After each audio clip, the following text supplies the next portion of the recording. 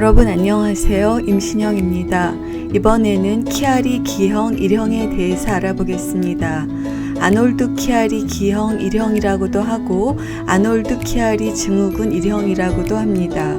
키아리 기형 1형이란 무엇인지에 대해서 알아보겠습니다. 키아리 기형은 두개골 안에 위치하여야 하는 소뇌가 두개골 밖으로 탈출해서 내려와 있는 상태입니다. 소뇌가 두개골에서 최소 5mm 이상 하강하면 키아리 기형 1형으로 진단할 수 있습니다. 즉 두개골 안에 있어야 하는 소뇌가 머리뼈 밖으로 탈출해서 내려와 있는 상태를 키아리 기형 1형이라고 합니다. 소뇌인데 소뇌의 톤실이라고 하는 부분이 두개골 바깥으로 하강되어 있는 것을 키아리 기형 1형이라고 합니다. 키아리 기형 1형에서는 소뇌가 두개골을 탈출해서 아래로 내려와 있는데 우리의 뇌는 뇌 척수액에 쌓여져 있는데 소뇌가 아래로 내려와 있으면서 뇌 척수액의 흐름을 막게 됩니다. 따라서 키아리 기형 1형이 있는 경우에 상당수에서 정상적인 뇌 척수액의 흐름에 장애가 와서 뇌실이 확장될 수 있습니다. 즉 뇌실 안에 뇌 척수액이 고이는 증상이 발생합니다. 수두증이 생기는 경우들이 많이 있습니다. 이것은 키아리 기형이 없는 정상적인 MRI를 보여주고 있고 이것은 23개월 된 여자 아동인데 키아리 기형이 있습니다. 소뇌가 약 14mm 이상 두개골 밖으로 탈출해서 하강되어 있는 것을 볼 수 있습니다. 키아리 기형 1형으로 진단하였습니다. 50개월 된 남자 아동인데 키아리 기형 1형이 심하게 있습니다. 소뇌가 아래로 내려와 있습니다. 또한 키아리 기형 1형과 더불어서 척수라고 하는 중추신경 내에 이와 같은 물주머니가 차 있는 것을 볼 수 있습니다. 이것은 키아리 기형 1형에 매우 흔히 동반되는 척수 공동증을 보여주고 있고 척수 안에 이와 같은 척수 공동증이 있으면 팔, 다리를 지배하는 척수에 있는 세포의 기능에 영향을 줘서 팔, 다리의 힘이 약해질 수 있습니다. 키아리 기형 1형이 있고 척수 공동증이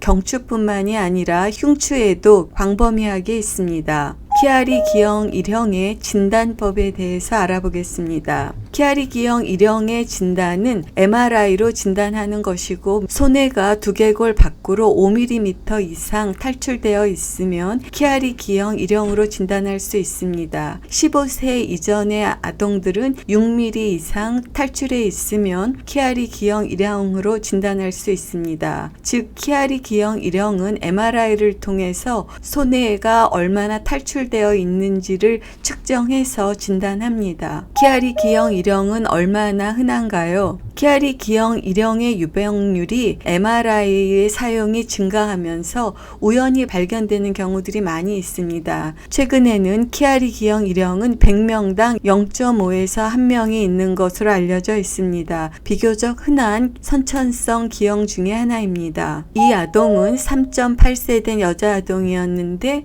오른쪽으로 고개가 기울였고 척추가 똑바르지 않은 척추 측만증이 있었습니다. 원인을 찾는 과정에서 키아리 기형 1형이 발견됐습니다. 소뇌가 두개골 바깥쪽으로 9.12mm 탈출하여 있기 때문에 키아리 기형 1형으로 진단하였고 이 아동이 보이는 우측으로 고개가 기우는 증상과 척추 측만증이 키아리 기형 1형과 관계가 있을 것으로 생각했습니다. 같은 아동인데 소뇌가 아래로 탈출되어 있는 키아리 기형 1형을 보여주고 있습니다. 키아리 기형 1형에서는 척추 측만증이 비교적 흔해서 약 20%의 아동에서 척추 측만증이 동반되고 있고 키아리 기형 1형이 있으면서 척추 공동증이 있는 아동에서는 반 이상, 많게는 60% 이상에서 척추 측만증이 있습니다. 따라서 키아리 기형 1형이 있는 아동에서 척추 측만증이 있는지를 확인하여야 합니다. 1600년도에 네덜란드의 의사인 닥터 니콜라스 툴프가 키아리 기형에 대한 보고를 했습니다. 그러다가 주목받고 있지 않다가 1800년도에 오스트리아의 의사인 닥터 한스 키아리가 이것을 재보고하였습니다. 닥터 한스 키아리의 이름을 따서 키아리 기형이라고 부르고 있습니다.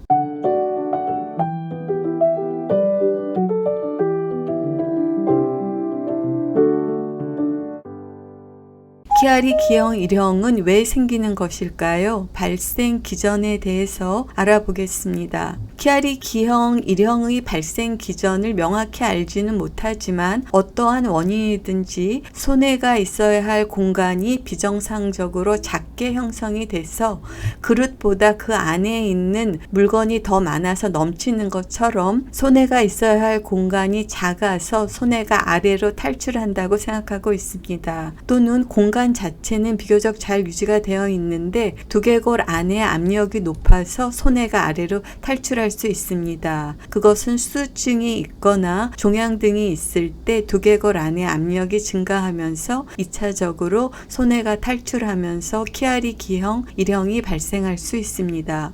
키아리 기형 일형의 증상에 대해서 알아보겠습니다. 특징적으로 나타나는 증상은 목의 통증을 동반하는 두통입니다. 또한 손해가 아래로 하강하면서 뇌신경을 압박하면서 그것으로 인해서 음식을 삼키기 어렵다든지 발성장애, 성대마비, 수면, 무호흡 등이 나타날 수 있습니다. 키아리 기형 일형에서는 척수 공동증이 흔히 발생하고 척수 공동증으로 인해서 근력 약화가 나타날 수 있습니다. 목의 통증을 동반하는 두통, 이러한 증상들은 뇌를 둘러싸고 있는 막이 손해가 하강하면서 계속 자극을 받아서 뇌를 둘러싸고 있는 막에 지속적인 자극이 있고 이것으로 인해서 뇌를 둘러싸고 있는 막이 흉터가 생기고 유착이 생겨서 발생합니다. 또 많은 증상들은 키아리 기형 일형에서 흔히 동반되는 척수 공동증의 증상으로 근력 약화가 나타날 수 있습니다. 키아리 기형 일형의 치료에 대해서 말씀드리겠습니다. 목의 통증을 동반한 두통이 있고 그 이외의 증상이 없는 경우에는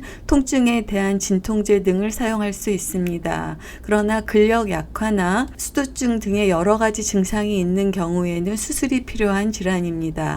키아리 기형 일형의 치료는 손해의 탈출증을 교정하기 위한 수술적인 치료입니다. 즉 손해가 두개골 아래로 탈출했기 때문에 손해와 뇌간이 눌리는 것을 막아주기 위해서 대후두공을 확장하는 수술을 합니다. 이와 같이 손해가 탈출되어 있는 대후두공의 뼈 일부를 제거해서 대후두공을 결과적으로 확장하는 수술을 합니다. 또한 수두증이 있는 경우에는 뇌에 증가된 압력을 줄이기 위해 뇌 척수액을 배액하는 수술을 합니다. 키아리 기형 일형의 수술 치료는 대후두공을 확장하는 수술을 하고 필요한 경우에는 그러한 확장술을 제1경추도 함께 확장 수술을 합니다. 그리고 뇌를 둘러싸고 있는 막에 유착이 있는 경우에는 그 막을 열고 뇌하척수 연접부에 있는 유착을 제거하고 또한 뇌척수액이 순환이 정상화될 수 있도록 경막 확장술을 합니다.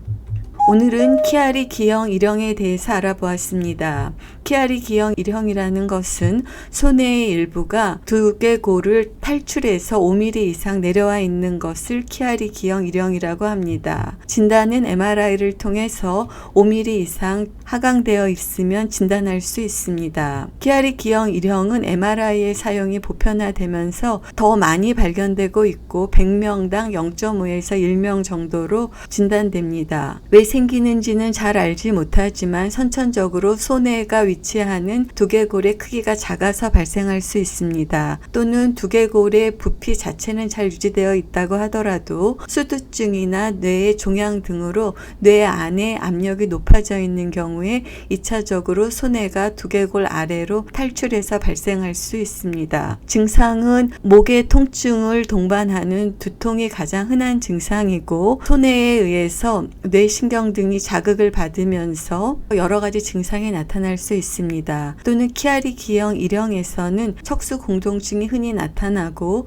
척수 공동증이 심한 경우에는 팔, 다리의 근력이 약화될 수 있습니다. 치료는 경한 경우에는 통증을 완화하는 진통제 등을 사용할 수 있습니다만 증상이 심한 경우에는 수술적인 치료를 합니다. 대후두공을 확장하는 수술을 하고 뇌척수액의 흐름이 잘 될 수 있도록 유착을 제거하는 수술들을 하고 수두증이 있는 경우에는 뇌척수액을 배액하는 수술을 합니다. 여러분 경청해 주셔서 감사합니다.